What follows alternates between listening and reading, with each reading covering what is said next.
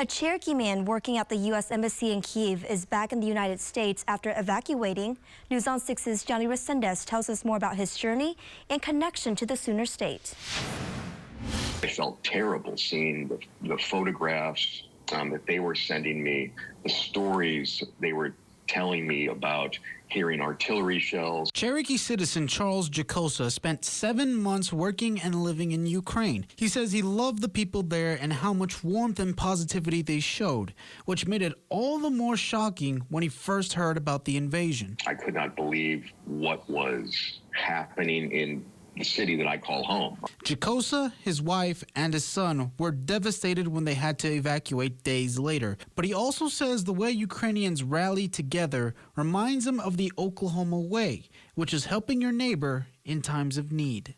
I think people in Ukraine have demonstrated right now the degree to which they feel a part of a greater community. As a child, Jacosa spent a lot of time in Bartlesville with family. When he got back to the U.S., he says he was touched by the support he got from other fellow Cherokees, one of which was Cherokee Nation Principal Chief Chuck Hoskin, Jr.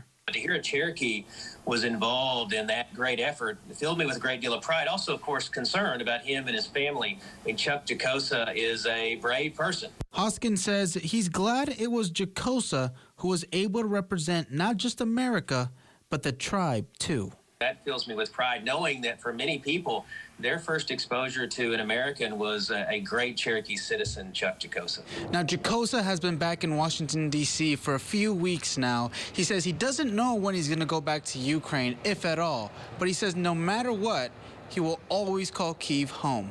In Tulsa, Johnny Resendez, Oklahoma's Own News on 6.